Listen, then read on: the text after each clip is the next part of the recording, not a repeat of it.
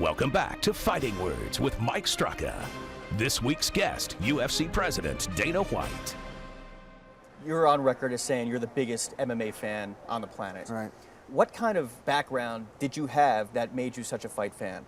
You know what, I don't know. I had uncles that used to love boxing, and they used to watch all the big fights on ABC's Wide World of Sports, and ever since I was a little kid, I just fell in love with fighting, you know, and really all types of fighting. You know, boxing was my favorite when I was growing up, but I used to love Bruce Lee movies, Chuck Norris movies, you know. I was always into fighting, period. When you're walking around every single day with the toughest guys on the planet, do you ever feel insecure? No, not at all. I think that, you know, I've been around fighters my whole life, and I understand them. I know how they're built. I know, you know, I know what motivates them. I know what makes them tick. I know who is and who isn't. So no, and I have pretty good relationship with most of the guys. You know, when you're the guy that makes decisions in people's lives, you're never going to be the most popular guy around. But you know, I have a good relationship with most of the guys that I'm interested in having a good relationship with. A lot of people will say, and I wouldn't argue, that you're the most powerful man in MMA. How do you define power? You know, I've been, you know, Randy Couture, when we were sideways, accused me of having a big stick and using it, you know. I don't remember exactly how he said it, but it was basically saying, you know, I'm not afraid to use this thing on people, which isn't true. I think if you're fair with me, I'm very fair with you. I don't run around, you know, threatening people or threatening to destroy people or trying to hurt people.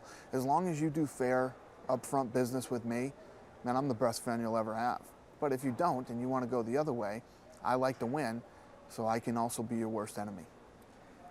How hard is it to sanction the sport around the country and around the world? It was harder, you know, 7, 8 years ago. Now we've got 10 years of success, 10 years of safety. You know, there's no reason this shouldn't be sanctioned everywhere right now today. But I accept the fact that this is going to be, you know, a process where we're going to have to go out and educate people. You know, I accept that and I get it. But what's going to happen is, when I have my 10-year plan and I talk about 10 years from now and everybody thinks I'm nuts, what you got to realize is for about 15 years now, lots of people have been into this sport and are educated on it and understand it. Over the last 9, we've educated a lot more throughout the world. The next 10 are going to be much easier. Plus, all these kids that have been growing up over the last, you know, it'll be 25 years when we get through the next 10, they grew up with the UFC. Right. Nobody's going to be terrified of this thing, and because it's this thing we're uneducated about and we don't know about. Kids that grow up watching it, understand it, are going to get it, and they're going to start taking over most of these key jobs, the guys who are my age now and younger. So trust me, the next 10 years, when I say this thing, people aren't looking at the big picture, and people aren't deep into this thing like I am. They don't get it. What's your biggest regret, if you have any? I don't really have any regrets. I really don't. You know, I kind of live my life that way. You know, last thing I want to be doing is laying on my deathbed going, I wish I would have, or I wish I didn't. You know, I pretty much say what I want to say, do what I want to do, and I don't regret anything. Were you always like that, though? I mean, now that you have this position and you're world famous and you're a celebrity in your own right, you pretty much can say whatever the hell you want to say. But were you like that coming up? I was doing it, you know, I've been doing it for the last 10 years. You know, I got into this thing and I did it the way that I wanted to do it. Nobody held me back. Nobody, you know, the Fertittas never said, don't do it this way, don't say that, don't do this. They let me run this thing the way that I wanted to, let me be me. And, you know, no, I have no regrets. How have you changed in the last 10 years? I've mellowed out a lot. I have, man. I've mellowed out a lot. You take my original crew that worked for me at the UFC, and they'll tell you I'm a million times more mellow than I used to be. I used to be an animal, man, and I used to be, you know, I had to let go of a lot of things as the company got bigger. I had to. You couldn't sharpen a pencil in the UFC offices without asking me first back in the old days. Nothing happened, nothing went out the door, nothing, you know, no phone call was made without talking to me first. Now there's shit going on I don't even know about, you know what I mean, on a daily basis. I've been covering this sport for a long time, and since Zuffa took over UFC, and I've seen a lot of the same people in your organization since that time. What does loyalty mean to you? It means everything to me. You know, I believe that we all have to pick a team and go with it, man. You know, these people that hop from place to place looking for more money or looking for this or looking for that. I sat down with a group of fighters and a group of employees, and I talked to everybody one-on-one and said, here's my vision, here's where I want to take this. Are you with me or are you not with me? And the people that were still are, and I guarantee you they don't regret a minute of it. They've made a lot of money, you know, and they get to travel the world and have fun. And that group of fighters that were loyal to me, I've been very loyal to. You know, there's a story about me and Matt Hughes didn't get along too well in the beginning. You know, I always got this weird vibe from him. You know, he was always, I don't know, I can't really explain it or put my finger on it, but one day we were down promoting his fight in Miami when he fought Sean Shirk. And I grabbed him and said, let's go for a walk. And we walked down, you know, down the street in Miami and talked, and I basically gave him that talk. Since that night, Matt Hughes and I have been, you know, I trust him, he trusts me, and I've done everything I ever said I would do, and he's done everything he ever said he would do, you know? And there were times when, back in the crazy days, when everybody was coming at us and Hughes was the top guy in the world, and Hughes would be on his last fight of his deal and would fight it, and I wouldn't sweat it one bit, like not worried that Matt wouldn't re-sign with us. And you know, Matt never sweated me stepping up to the plate and doing what I should have done without him going out and getting 5 or 6 different bids on his services. There was a time when, and it's well documented, that you said to the Fertitta brothers, it's time to look for a buyer for this thing. And they said, maybe not, let's stick with it. And you made The Ultimate Fighter, and the rest is history. During that time, did you ever like think to yourself, I'm in over my head? No, I never thought I was in over my head, but I thought it was over. You know, when Lorenzo made that call and said, I can't keep pumping this money into this thing, you know, get out in the streets and see what you can get for it. You know, that day I was making calls all day, finding out how much we could sell it for. And by the end of the night, it was anywhere between 4 to 6 million. And I called him and gave him the number. And I said, all right, I'll call you in the morning. And he called me back the next day and said, fuck it, let's keep going. You know, I never said, I'm in over my head. I was just like, that was a close one. This thing's about to be over. You know, I was already working as hard as somebody could work, but I said, I got to step it up even more and put this thing into overtime. You credit a lot of the UFC success with Forrest Griffin versus Stephan Bonnar, that finale. Do those guys have a permanent life in the UFC?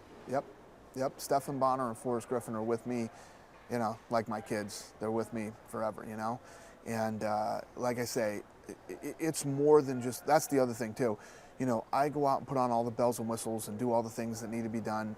And we have a whole staff out there that goes out and does all the groundwork. But at the end of the day, it's our partners, the fighters, who step in there and make everything happen. And the thing about our guys is they always deliver, man. What's more fun to do, making somebody's dreams come true or crushing that person's dreams? No, I'm a dream maker, man. I love it. I love taking people in and turning people into stars and changing people's lives. And even with the fans, you know, I get tons of emails, and you know, these are some hard times. People are in hard times right now, and I love doing fun, exciting things that, you know, makes people either happy at the moment or changes people's lives. You know, crushing isn't fun, but I will crush too if you put me in that position. Do you think we're going to see UFC on network television, and do you even need network television? Yeah, I think it's eventually going to happen. Do we need it? No, but if we get it, I think it takes things to a different level. But yeah, as you can tell, I'm in no rush. You know, when the right deal is there, listen, this company's not going to be disrespected anymore. We're not going to just jump on some goofy television deal just because some big network thinks we need them, because we don't. And we're going to take our time and do this thing the right way. Every guy that you've seen, you know, you've seen all these, you know, small, worthless promotions get a network deal before we do. And what did it do to them? It destroyed them. You've worked so hard, and everybody knows how hard you work. And UFC 100 was the culmination of that work. How successful was UFC 100? And how pissed were you at Brock Lesnar? UFC 100 was bigger than I thought it would be. It kind of took on a life of its own. It was crazy how this thing just, you know, by UFC 92, people were talking to me about 100. And, you know, I'm focused on 92 and 93, not 100. It was it was just another show for me, but it ended up being so big, but everything went by so fast, I didn't really have time to kick back and enjoy it and take it all in, but the aftermath of it was amazing. And that night, I was, it's not that I was so pissed at Brock, I was blown away, I was in shock, and I was just, I couldn't understand why he would do that to me. Was it a kick in the teeth, though, to you, in a way? No, when it was all said and done, I mean, Brock's crazy, you know what I mean? He's a big madman. He's a big mountain man madman. That's what he is. And he's a passionate guy, too. He loves to compete, and he got out there and he got crazy, you know? He beat Frank Mir. He wanted that thing so bad.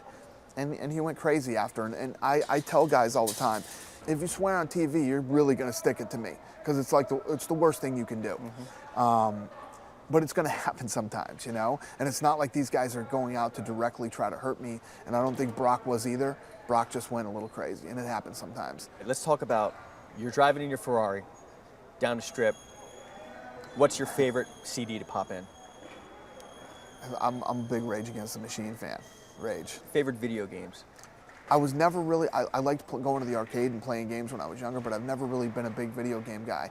I always felt like video games were a waste of time, and there was so many things I remember the first time that I sat down when I was like 18 years old, and the new boxing game had just came out on Sega or something, where Mike Tyson could fight Jack Dempsey, and all these different boxers could box, and you know, I sat there and I played it all day. And then when I got done, it was, the whole day was gone. I said, I just wasted an entire day of my life. I didn't win anything. I didn't receive anything. You know, nothing happened to me. This is horrible. I didn't like it. I packed the game up, sent it to my little cousins, and never played video games again. All right, I'm going to throw out some names. Just let me know what you think of these people. Warren Buffett. He's a stud. I mean, I like these guys, these big business guys that have been around forever and are still that aggressive and get up every day. Guys like Buffett, Kirk Kerkorian, you know, guys like that I really respect and look up to. How about Michael Milken? Yeah, I mean, any of these guys that have been around for years and continue to get up and kick ass every day. Because I got to tell you, man, I'm still a young guy. I just turned 40, you know, and I love what I do. But man, to get up every day and keep doing it, some of these guys are in their 80s. Do you ever see yourself retiring? Yeah, I could see myself retiring. People all tell me no. There's no way you could do it. There's no way. But yeah, I could see me doing it. Trust me. You would hand the reins over of UFC one day to somebody else. Yeah, I could do it. Believe me, I know what my job is over the next 10 years. I know what my job is, and I know what I have to accomplish and what I have to get done. And everybody thinks I can't do it, meaning couldn't step away, couldn't retire. Once I set my mind to do something, trust me, I'll figure out something else to do. Dana, thank you so much for joining us on the show. My pleasure. Thank you. Really appreciate it, and looking forward to the next decade and see what you're going to bring the sport to. I'm going to bring everything that I said I'm going to bring over the next 10 years. Dana White.